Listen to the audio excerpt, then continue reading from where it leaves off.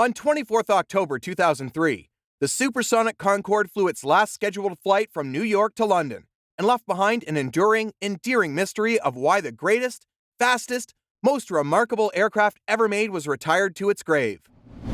Two other Concorde aircraft flew in sequence in London's Heathrow Airport that early winter evening this October day 16 years ago. Thousands of people awaited the final Concorde passenger flight. And they saw her arrive in the dying daylight of dusk. First, the distant undercarriage lights, then the rising crescendo of her earth-shaking roar, and the majestic landing like a spectacular avian emissary of Indra, the king of gods and god of thunder.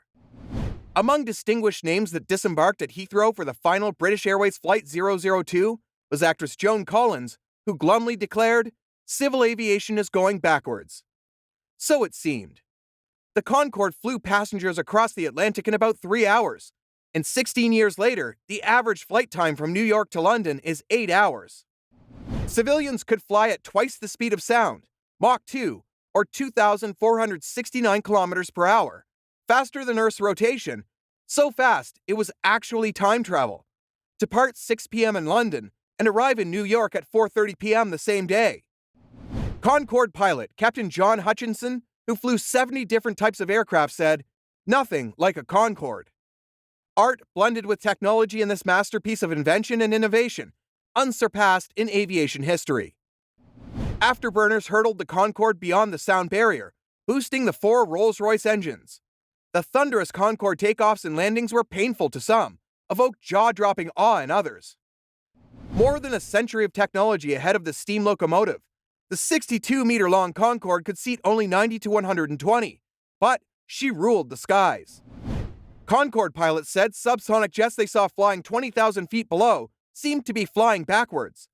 The Concorde's Mach 2 speed was nearly thrice that of modern airliners. Concorde fans await the next supersonic airliner, with possibilities including the Airbus hypersonic aircraft at Mach 4.5, 4 times the speed of sound, or from the Denver-based company Boom Supersonic. Whether a successor arrives or not, the Concorde lives on with her legacy. Go beyond fear, beyond barriers, beyond the beyond. So, what exactly happened to the Concorde, the plane that was deemed to be the epitome of air travel? The history of supersonic commercial air travel has its roots in the 1950s and 1960s, the same period that witnessed the Cold War American and Soviet spaceflight rivalry that launched a man into space.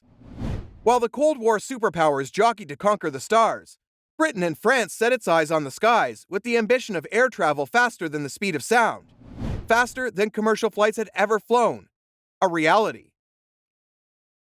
In the late 50s, the US, France, Britain, and the Soviet Union all toyed with the idea of supersonic flights. British and French companies, in large part funded by their governments, developed designs that were ready to go to construction by the early 60s, but the cost of such ambitious projects proved too prohibitive for either to accomplish alone. In 1961, therefore, British Aerospace and France's Aerospatiale came together to produce and develop the project, whose development was negotiated not as a commercial agreement between the respective companies, but as an international treaty between the nations. The treaty was signed in 1962. The Concorde takes its name from this agreement. The word Concorde in French, Concorde in English, means agreement, harmony, or union. 2 prototypes began construction in 1965 and were presented to the public in 1969, the same year as their first test flight at the Paris Air Show. In January 1976, Concorde celebrated its first commercial flight. As impressive as this accomplishment was on its own, for the French and the British, it had always stood for something greater.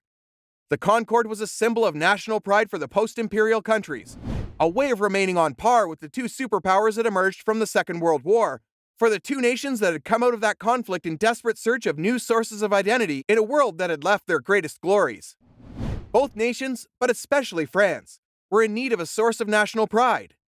Britain's finest hour of bravery during the war was fading into history, and its empire was crumbling.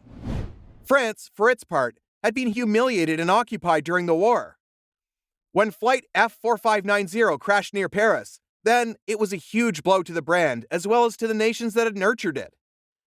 In discussing incidents of this magnitude that involve not only loss of life but also extremely sophisticated and complex technology, it is often difficult to break down an incident to the extent that anyone, not just engineers or people who work in the industry, can understand them. Root cause analysis is a powerful tool for doing so. As we have demonstrated in our coverage of similar incidents in spaceflight, the cause mapping approach to root cause analysis analyzes incidents in terms of a detailed chain of cause and effect, promoting a better general understanding of the event at hand, as well as multiple opportunities to enact solutions that prevent such catastrophes from happening again. Air France Flight 4590 was the Concorde's only fatal accident in its 31-year history. No other commercial aircraft has matched that record. At the time, with a record of 0 accidents per kilometer traveled before the accident, the Concorde qualified as the safest airliner in the world. Nonetheless, the crash of Air France Flight 4590 marked the beginning of the end for the mythic airliner.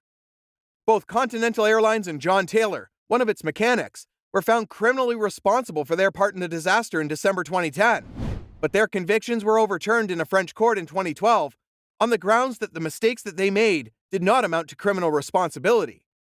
The first passenger flight in the wake of the accident took to the skies on September 11, 2001, and touched down just before the World Trade Center attacks, for which that date is better remembered.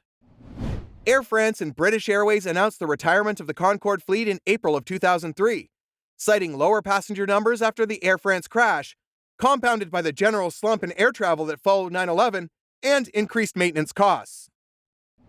An investigation revealed that the crash was caused by a metal strip that had fallen onto the runway during a previous flight. The strip punctured the Concorde's tire, sending debris into the fuel tank and causing a fuel leak. The crew attempted to make an emergency landing, but it was too late. The crash of Flight AF 4590 marked the end of the Concorde's 27-year commercial service. The supersonic jet had been a symbol of prestige and innovation, but the tragedy served as a reminder of the importance of safety in aviation.